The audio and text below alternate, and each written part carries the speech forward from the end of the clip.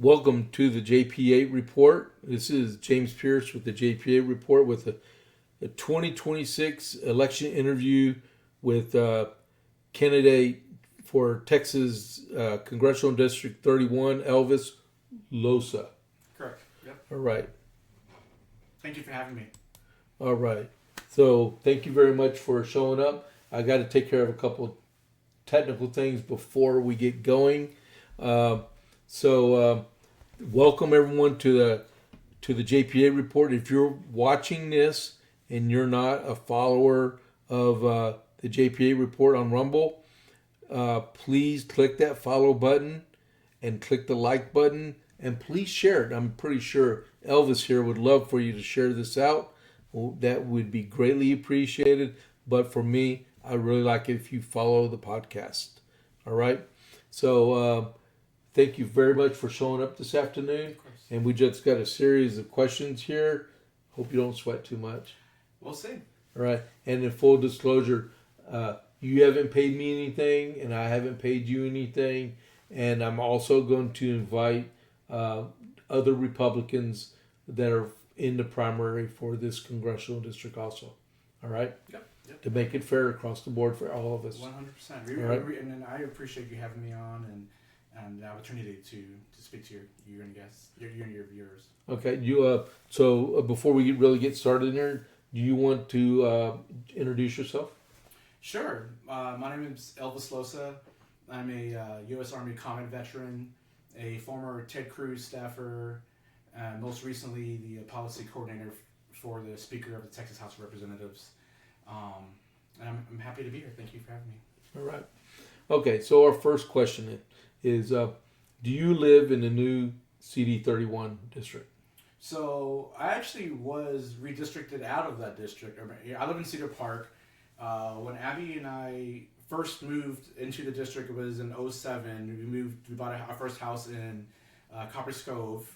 I was stationed other places, and we moved to Cedar Park. We've been there for several years, and then we found out recently that we were being redistricted out. My daughter's a senior in high school, so after this year, we plan on moving north. We want more space anyway, but the answer is no, actually. No. Yeah. Well, and so if people don't know, there's no law that says you have to actually live in your federal congressional district. We have laws for state, correct, but not for federal. You can live in El Paso and run for CD-31 if you wanted. I mean, we have people running that are not from Texas, probably. You know Right. what I mean? So, Central Texas is my home. I'm raising my family here.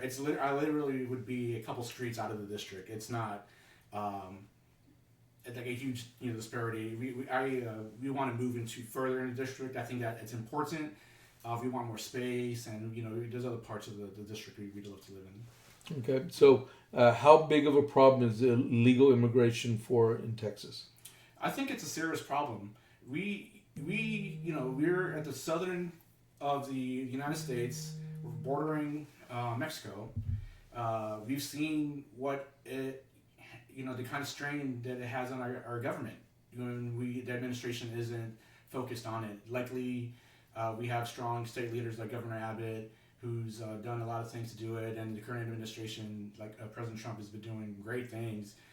So it's a serious problem. It's a strain it's a national security issue. It's a strain in our resources, and it's a serious problem. And I plan on being as supportive of our government as we can to fix that. Okay.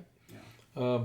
Did you? I don't know if you got to listen to the podcast earlier today, but in the Texas scorecard, there's an article in there, and that Department of Homeland Security is going to continue on with what Governor Abbott started, putting the buoys in the Rio Grande River, Yep. and they're going to expand it to 500 miles long.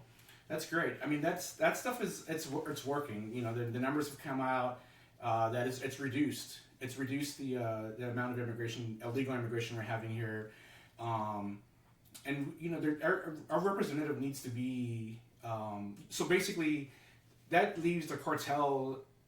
The cartel is a business, right? They're running it as a business, and so right now they don't have the opportunity to illegally transport people in, and they're going to find other ways of doing it. And we need representatives in our government that are going to support the local leaders, support the state leaders, who could have an understanding of what the new landscape is. Right now I feel like we're missing that. We need someone who is going to be supportive of our local leaders, in the county level and the state level. How big of a problem do you believe the expansion of Islam is in Texas? I believe, I'm supportive of the Constitution. I believe that the United States was founded on religious freedoms. I believe that there is extremes. Extremes and terrorists and I think that's the problem. I am supportive of any regulations and any policy that can protect our district and protect our country against terrorists and those threats. I shy away from labeling all groups of people a certain way because over the years it's shifted. It used to be one type of religion. It used to be Catholics. It used to be blank and so and through my life, I used to be in the military. You meet different people of all different races and religions, and you learn that not every single person is extreme. I've met Democrats that are more center, and I agree with them in a lot of things. So again, I won't blanket anything, but I am aware and concerned about the national security in the U.S. regarding terrorists and extreme groups. Yeah. If elected, which caucus or more senior representative do you see yourself aligning with ideologically? So like I mentioned before, it was in the U.S. Army. I'm excited about joining the U.S. Army caucus. There's not many veterans. There's a U.S. Army caucus? There is. Oh, wow. Okay. But there's not many veterans, Army veterans I serve, and it's kind of unbelievable. Our district has Fort Hood, one of the largest bases in the U.S., and our representative hasn't served, is a veteran. Right. I think that's important. I think I'm the only candidate in the race that has experience in the legislature and different levels, and so I've learned to build coalitions, and I believe it's important to be to have relationships with the congressmen around our district. Pete Sessions, I believe, is doing a great job, and so I would partner with anyone who's willing to make legislation to protect and benefit our district. Are you pro-life? 100% pro-life. I'm a big. That's a simple yes, 100%. Okay. I do want legislation to continue to protect families and women and babies and very rare cases. I'm 100% pro-life. Well, do you support President Trump's resurgence of the Monroe, or he calls the Donroe doctrine? Good old Donroe. It's important. America First isn't just it used to be a bad word, being nationalist, and I never understood that. You can be America First and still be thoughtful of other countries and thoughtful of other societies. I'm excited that he's brought it back, that he's had the fortitude to do that, and I support him in that. Because you can't be a pure isolationist. We have to protect our brothers here in the Western Hemisphere. You have to protect our brothers. And we have resources all over the world. If we do it right, we can. We're the leader in the world, right? And if we don't act like it, everything we do internationally needs to be with the mindset of America First, and so I'm excited about that. He's done a great job. I fully in his backyard. I'm fully MAGA. Okay. Yeah. I will say no, go on. Oh, okay. Because we got a few more. Because I'm probably going to cross that bridge. Sure. Do you believe President Trump's use of terrorists was a good move or bad? I think it was good. I think tariffs are a long-term investment. I think that it's a solution that, there's a term, you have to take the medicine, to fix, the thing. And our prior administration did a lot of things that seemingly, well, I mean, it was just downright wrong, and it was hurting the economy, hurting the country in general. And I think tariffs have been helpful, and I think we'll start seeing the benefits of that soon. I think it's like over 250 billion that's already been taken in. Yep, yep. Do we need a balanced budget amendment? I think that we a balanced budget amendment is definitely something seriously to look at, and I would support an amendment like that. I think that I believe in being fiscally responsible and fiscally disciplined. I don't believe in just doing things out of like the rhetoric or just doing it because it's an ideology. I want to make sure that we are still able to operate our government, take care of our people. But I definitely would look would support something like that. Do you support closing primaries? Yes. I think the answer is yes for me for that. I think that we need to protect our elections. We need to make sure that voters are able to express themselves. But yes. Okay. Well, do you support campaign finance reform? I do. I think that there is a lot of, when you start looking at campaigns, like the larger campaigns, and a lot of the money is coming from dark money, and we need transparency in government. I think that one of the benefits of me as a candidate is that I'm a regular American. Like I've been raised in my family as a regular American Joe, and so I want accountability and transparency, especially in the in campaigns. So, yeah.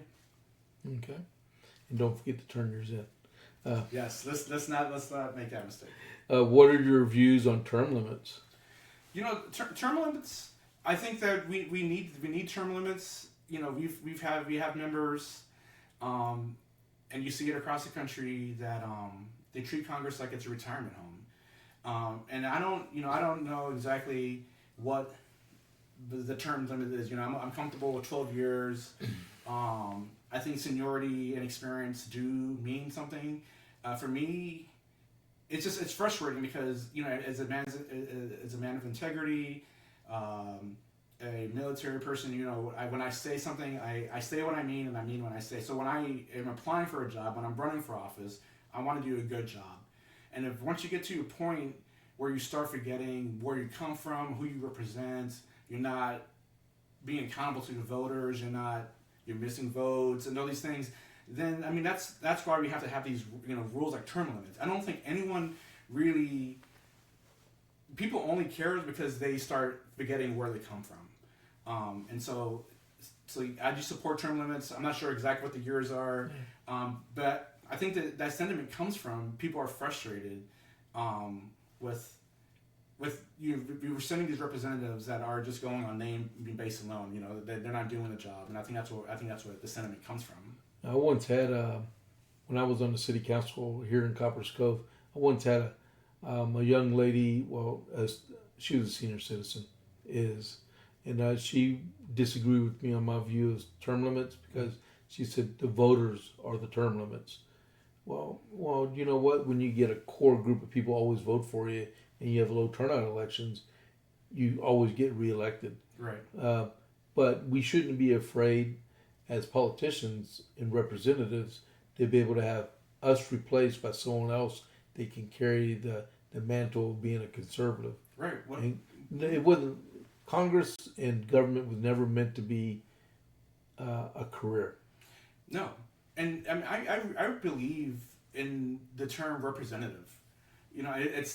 I am a government staffer. I work in supporting elected officials in different capacities, but it's a service, and so you're right. It was never meant to be a career thing. But that's my next question. What are your views on congressional retirement? Well, again, I'm a regular American person.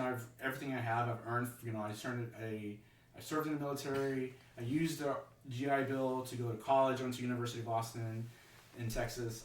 University of Texas in Austin, and You know, University of Austin is a real college. I know, too. and they're tricky. And it's free. It is, and I saw them, and I thought, oh, weird. I don't, I clicked in, and I'm like, this isn't UT, and they're tricky. I'm sure they're gonna get some questions about that. But I don't believe that I should receive anything special. If the good people of our District 31 elect me, I don't think that I should get any special retirement.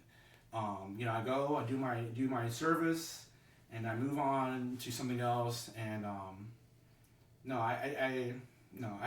the word service, representation, sincere service, and is important to me.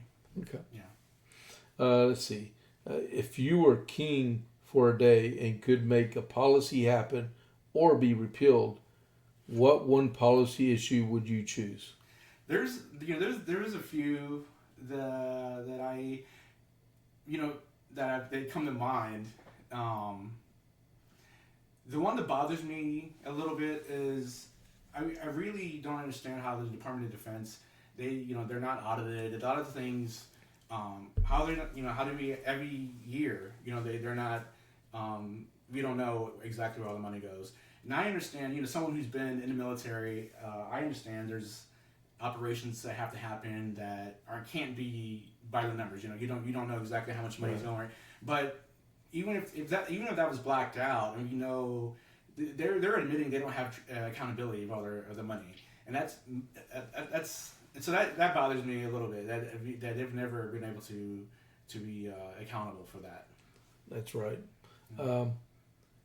There should be like one office of like an independent auditor that goes over the budget all the time, make sure everything is right, because there's a lot of wasteful spending out there. Right. And so again, I think for me that sentiment comes from a place of accountability and transparency. We have a lot of federal agencies. When I worked for Senator Cruz, I worked in constituent services, and you see how large these federal agencies are, and how many people and how many layers there are.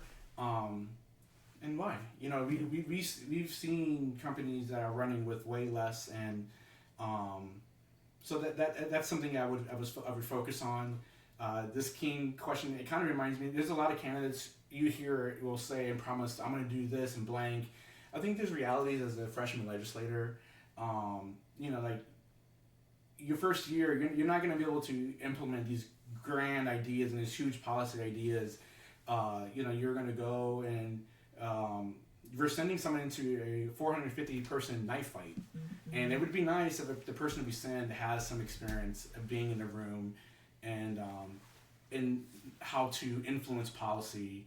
I believe I have that experience. I think that this question is, it's open. What would you do? But the reality is, I think we need to have someone that has experience and influence policy. And is ready to do the job on day one. Right, day one. Yeah. What are your views on the Second Amendment? I'm pro Second Amendment. I think that there's not much to be said about that. I think that U.S. citizens should be able to carry. And there's I don't have any. All the bump stock kind of rules and all these things don't make sense to me. A good, yeah. Well, do you believe Speaker Johnson is the best man for the job? I would support any leadership and speaker that is going to pass good policy and is going to be supportive of the members and is willing to work within the party to get things done. I work for the speaker right now in the state house, and I've seen the insider baseball, the things that it takes to get things done. It's not always, it's not easily accepted by, it's not always easily accepted. But I think that what's important is having your representative, they do what they have to do, and they come back to the district, and they look at the voters in the face, and they explain why. As best as they can. I use the word insider baseball. There are, politics is political, and things happen. and you're a freshman legislator, I think there's realities in that. But having the fortitude and integrity to go back and say, I did this, I voted this way because of this. And I think the voters, if they elect me and they get to know me, they'll know I'm a man of integrity, and it's not always going to be what you want to hear. It'll sometimes it'll just be the hard truth. That you had to vote this way because of blank, blank, blank, or something like that. So I would support any speaker, any Republican speaker that can get things done. Okay, so we all know there's like 10 of y'all running for the nomination, Mm-hmm. right? I think there's about 10, including Judge Carter. So, by chance, if Elvis did not make the cut and is not the nominee for CD-31, would you support the nominee and vote for that person in the general election? Oh, 100%. 100%. I'm a conservative Republican, and I don't have any any ill thoughts or intent for any of the other candidates in this race. I think they're all good people. I think they have their hearts in the right place. I think they believe that they'll do a good job. I think that I'm the candidate. I have the experience, and I think that I'm ready on day one. But at the end of the day, I would fully support. I support our party. And so 100%. Okay. Yeah. Well, so we went through almost all the questions. There's only one left, and it's for you. Okay. Why do you want to be a congressman? And this is, you tell everybody what you want, how to vote. I mean, please vote for me, that kind of deal. Mm-hmm. But this is your chance right here. Great. Sell yourself. Well, I think there's three important things that the voters in District 31 need to keep in mind. One is you need to vote for somebody that is a sincere and genuine representation of you. Someone who has worked, is raising a family, who's earned where they're at, has accomplished things, and is willing to be accountable to his actions back in the district. And someone who knows of the real job. Someone who's going to do the work in D.C. and who's going to come back to the district and hold these town halls to explain to the constituents what's happening. I think I have experience in Senator Ted Cruz's office in constituent services, so I know what a constituent services office it should look like and how it should operate. It frustrates me when I look online and I see reviews where people are reaching out to the offices and they're not hearing back. That's a simple operational thing. A constituent reaches out, someone should be contacting them, letting them know, hey, I see your issue. It's going to take time to fix. So that's the first thing, is sincere, genuine representation. The second thing I believe is that they should be ready to do the job on day one. I'm the only candidate in this race that served in uniform, deployed to Iraq and Afghanistan, and has served on different levels of government. I was a few months ago, I was a finalist to be Williamson County judge as well. And I've worked for Senator Cruz in the federal level, and I've worked for most recently worked for the Speaker in the Texas House of Representatives in policy. I think it's important that we're sending someone who has an idea, who's read policy before. They're not learning how you file legislation and how it goes from one committee to the next committee, or the importance of raising money. There's this job isn't just speaking in front of, it's not just for the influencers. It's not just for, we get to play congressman. There's actual things, and there's real concerns that I'm worried about in the district. Everyone's speaking about the things we see on Fox, but we have real national security concerns. We've seen in the past week what we're doing, the national security, landscape is looking different. We're in a arms race in AI. We're trying to develop the most sophisticated and advanced artificial intelligence, and we're racing adversarial countries. but at the same time, we have to set up guardrails and regulations to so that same system doesn't take out humanity. We have real issues with infrastructure, water, power, and having someone that understands those risks and those things is important. And I believe that I'll do the job. So I hope to earn your vote. Please vote for Elvis in District 31. Right. Well, thank you very much. Thank you for coming in today. You lost a buddy in combat? Yes, I did. I have a couple friends that in Afghanistan, a couple pilots. Okay. I used to be. I was in an aviation unit in the 82nd, and was part of it's called a DART team, down aircraft retrieval team. And a couple of the Cairo pilots, we were really friendly, and unfortunately they got. I have too many friends that I remember. I just the other day in December 15th was the 20th anniversary of one of my best friends. He was with the 173rd Airborne Brigade Combat Team from Vicenza. He died in Afghanistan, and we remembered him on the 20th anniversary of his death. Right. And but I've lost too many friends. But as I saw that, I'm like, whoa, yes. Yeah, it's again, this district has never been represented by someone who served in the military. You learn things in the Army that help you get in leadership and all these things. But then there's the second part of that is when you become a veteran, navigating the VA and all those things, and someone who actually cares about veterans, who's lived those, the PTSD, transitioning from service to civilian, is something you can't explain. I say, I've told my friends who are getting out, who are retiring out now, that it's one of the hardest things you can do. Sure is. And again, if you've never experienced it yourself, or you never, you don't know. And it takes.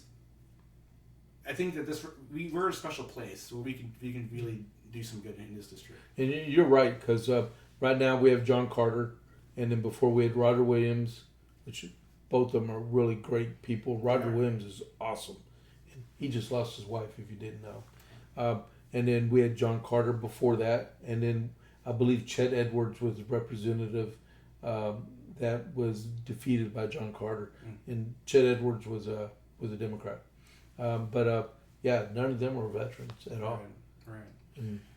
Yeah, I mean, we at Fort Hood, we have a huge veteran population in Texas in general, but our district specifically has a lot of veterans, and we need somebody who is going to fight for our military families, our veterans, who's going to be paying attention to these issues we have. I mean,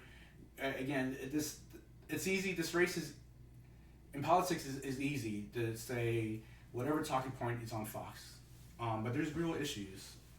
So I'm really concerned for the district. Yeah. All right. Don't move. All right. Thank you very much, Elvis, for coming in this afternoon, and thank y'all for viewing the podcast. Camera's right there. But remember, this is the JP8 Report, and don't forget to follow and like. I really appreciate it. And then do Elvis a favor and share it out for him, right?